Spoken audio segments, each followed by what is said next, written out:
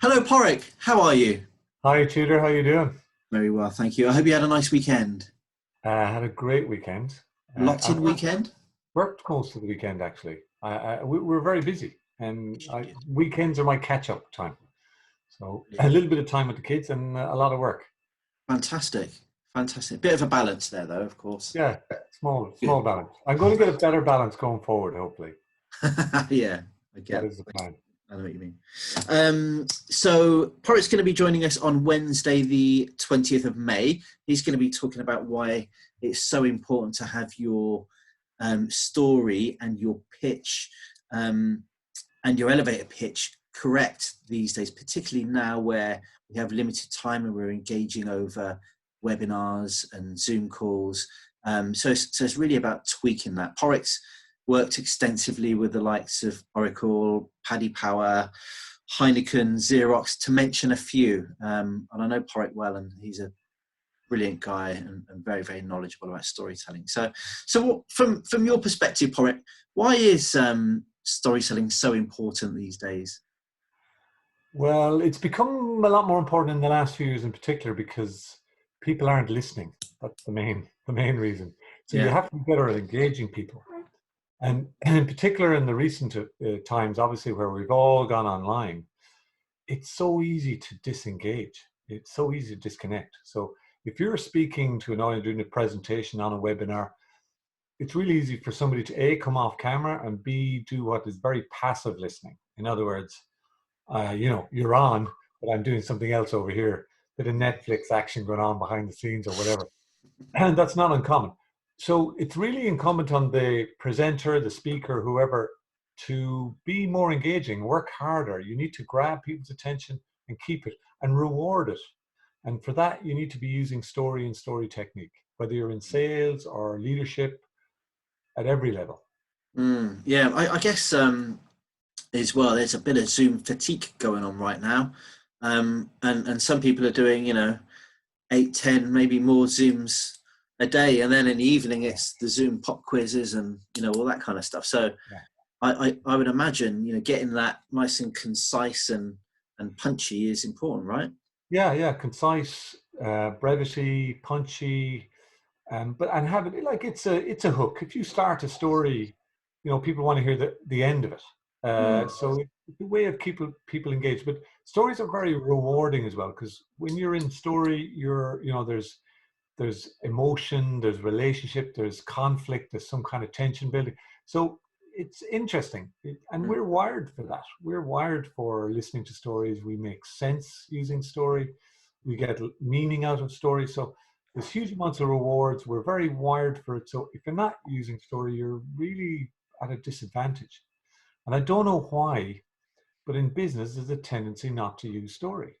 mm. We like to go to facts and presentations packed full of information, which is anti-engagement. Because even if I'm interested in a subject, if there isn't a story in it, Yeah. I'm going to get fatigued very quickly. Mm, The other thing I would say is that we found it like my background, as you know, I spent some years as a professional stand-up comic, and a lot of the team, we have this mixed business and performance background.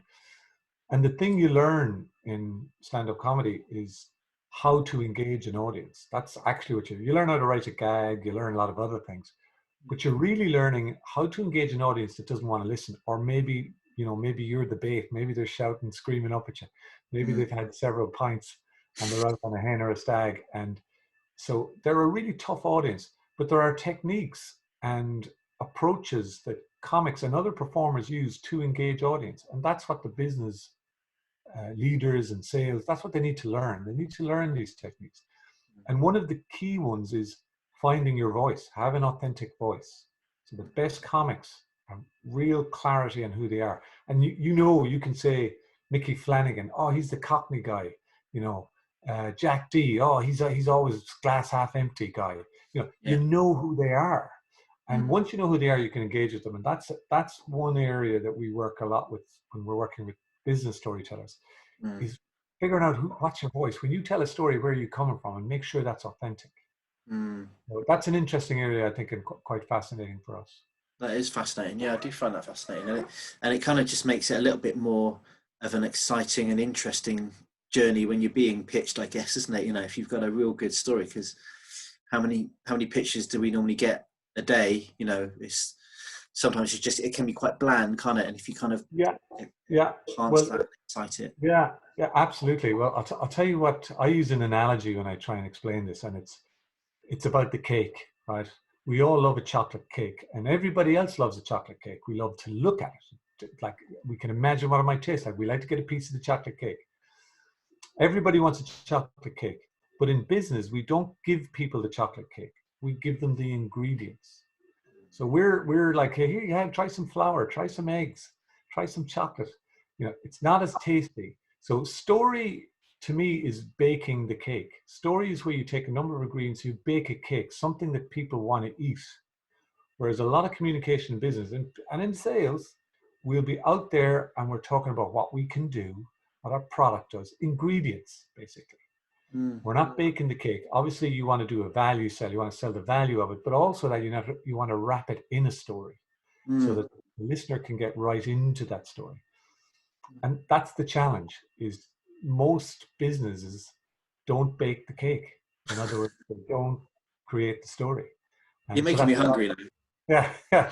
Already you're getting, you're feeling the taste.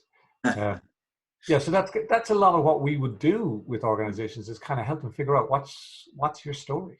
Because a lot of organizations don't know their story, and often are out telling the wrong story. Fantastic. I'm really looking forward to that. And cakes are optional. Bring your own along, but I'm sure you got a lot to tell, and that's a very, very interesting subject matter, and I'm sure a lot of takeaways from that as well. And if people can start fine tuning their elevator pitch and their general pitching and their stories, it's going to be lots and lots of value there. So thank you very much, Padraig. Padraig's going to be joining us, as I said before, Wednesday the 20th at 12:30 on our next webinar, along with Claire Forestier. Always get that wrong for some reason. She keeps telling me off. Tickets below. Any questions, just drop me a line. I'm really looking forward to seeing you all there. Have a great day. Thanks, Padraig. Okay. Bye-bye.